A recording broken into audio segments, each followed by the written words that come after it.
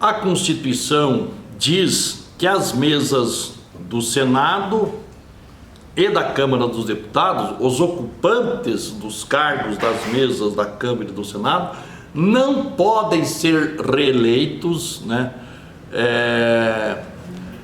em pleito subsequente, né? Nem se fala na mesma legislatura. Aliás, o Supremo decidiu a questão de 15 dias atrás que o Rodrigo Maia e o Davi Alcolumbre não poderiam ser reeleitos. Deu um problema lá no Senado, porque a decisão, aliás, no Supremo, porque a decisão foi de 6-5, os 5 ministros que perderam ficaram bravos, porque havia compromisso de outro ministro que votasse para permitir, quer dizer, que o Rodrigo Maia fosse reeleito e o Davi Alcolumbre fosse reeleito, ou seja, permitir que a Constituição fosse rasgada. Mas o Supremo está pouco se lixando para a Constituição. Eles são a Constituição, eles decidem.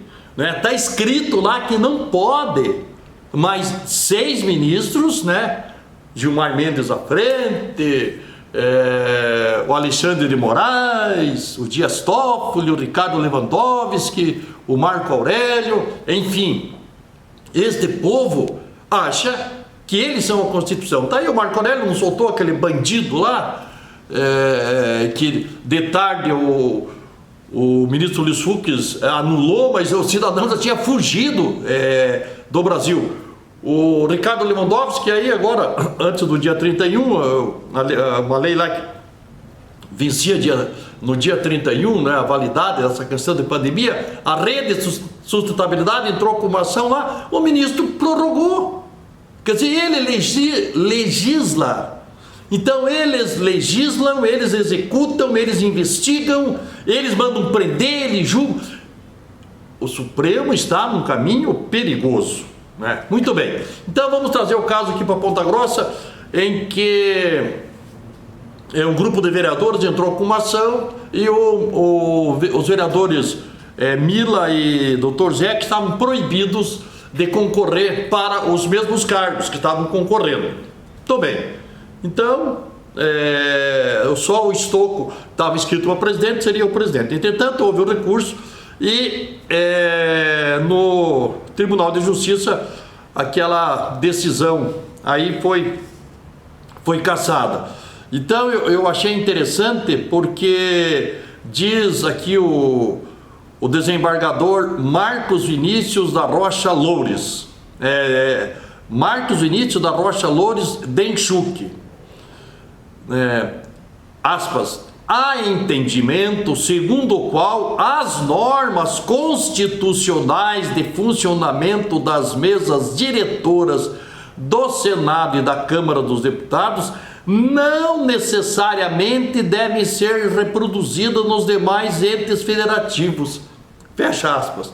É a primeira vez que eu vejo uma decisão dessa natureza, de dizer que o que está na Constituição não precisa necessariamente estar na lei orgânica dos municípios, necessariamente no regimento interno, não necessariamente na Constituição estadual ou nas constituições estaduais, e que as mesas das assembleias não tenham que cumprir o que está na Constituição.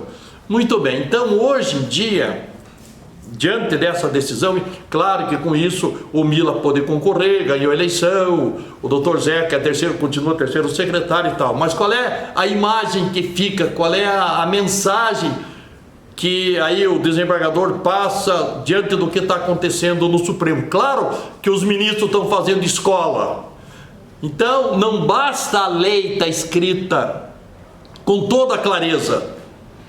Não pode ser eleito para os mesmos cargos.